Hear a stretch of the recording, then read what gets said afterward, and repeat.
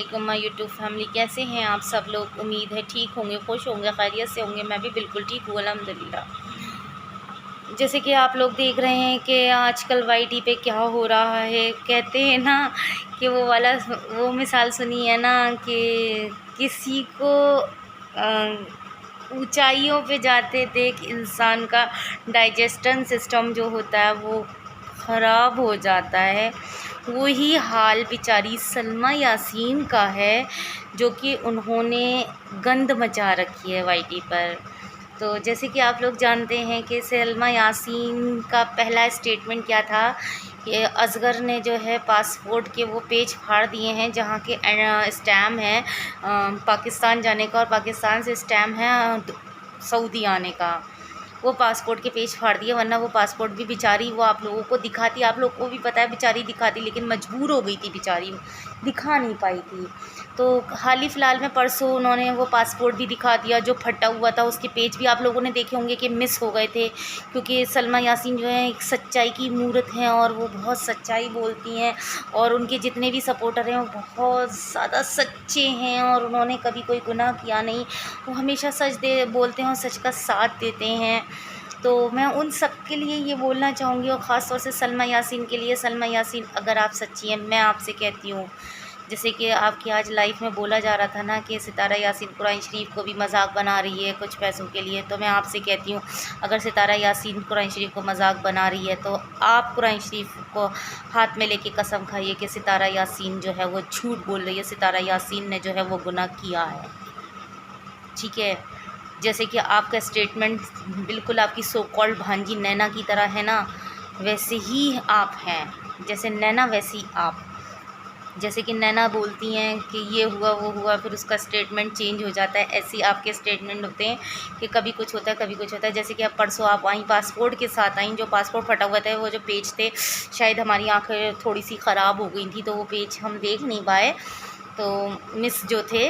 तो आपने उसमें साथ साथ ये भी बोला था कि ये मेरी इस टॉपिक पे लास्ट बात है, उसके बाद भी आप लाइफ पे बनी हुई हैं, क्योंकि आपके पास पैसा ख़त्म हो गया होगा, तो अब आपको पैसा चाहिए, तो इस वजह से आप दोबारा से लाइव आ रही हैं और उस टॉपिक पे बात कर रही हैं, और उस टॉपिक पे आप बात ही नहीं ख़त्म नहीं करेंगी, क्योंकि आपने अपने ज़मीर बेच दिया है, अपनी जो है इंसानियत बेच खाई है आपने। आप एक बेटी, एक बहन, एक माँ, एक बीवी कहलाने के लायक नहीं हो सलमा यासीन।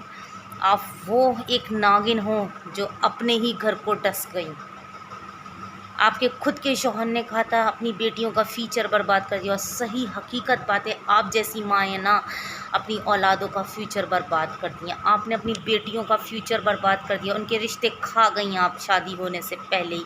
कौन करेगा आपकी बेटियों से शादी? जिस तरीके से आपने गंदगी फैलाई है कौन करेगा? आपने एक बार सोचा भी था कि अगर मैं वाईटी पे ये सब गंद फैलाऊँगी कुछ चंद पैसों के लिए, तो मेरी बेटियों का हाथ कौन मांगेगा?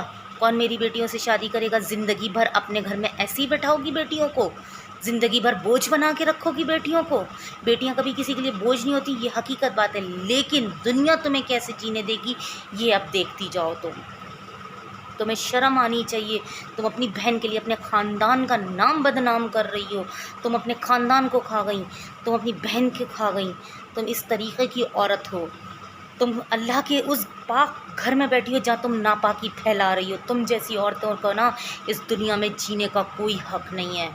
तुम जैसी औरतें ना यूट्यूब पर आके ना सिर्फ गंदगियाँ फैला सकती हैं, और तुम्हारी गंदगी को साफ़ करने के लिए जाहिद भाई अगर कुछ बोलते हैं तो जाहिद भाई के ऊपर ही वार करती हो, मरियम फ़ाहद के ऊपर करती हो। मरियम फ़ाहद जो है ना वो लड़की है जो मुँह तोड़ तुम जैसी औरतों को जवाब देती है। और कल जो तुम वाईटी पे मरियम फ़ाहद के बारे में बात कर रही थी कि हम अब देखा कैसे चली गई, और अब देखा मरियम फ़ाहद ना किसी के बाप से नहीं डरती है। मरियम फ़ाहद जो है ना जो बोलती है मुंह पे बोलती है, डंके की चोट पे बोलती है। तुम जैसी औरतों की तरह नहीं। जैसे तुम्हें हज़म नहीं हुआ कि सितारा यासीन दुबई कैसे चली गई इतना सब कुछ होने के बाद, और मैं यहीं के यहीं हूँ, तो तुम्हें वो जो डाइजेस्ट जो तुम्हारे पेट में नहीं हो पा रहा था ना, वो तुमने उगल दिया 20 दिन बाद आके, जो कि जैसे कि तुमने झूठा पासपोर्ट बनवा लिया, झूठे स्टैम्प लगवा लिए। समझ में आई?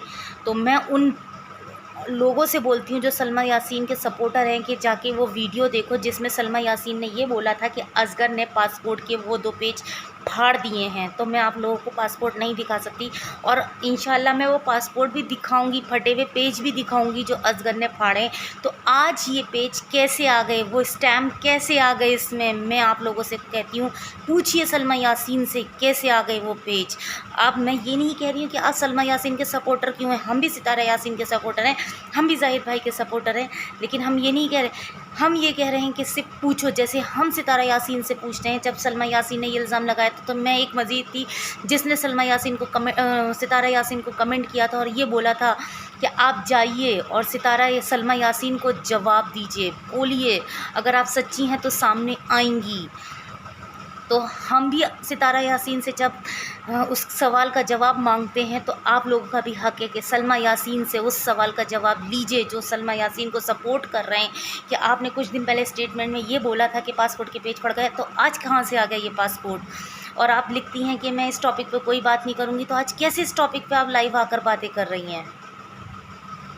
तो गाइस मेरा यही था। इसके बाद मैं एक और वीडियो बनाऊंगी सलमा यासीन पर, क्योंकि सलमा यासीन जब तक चुप नहीं होगी मैं ऐसे ही वीडियो बनाऊंगी और ऐसे ही सलमा यासीन को टोन करती रहूँगी। तो कैसा लगा आप लोगों को मेरा वीडियो बताइएगा ज़रूर, प्लीज़ मेरे चैनल को लाइक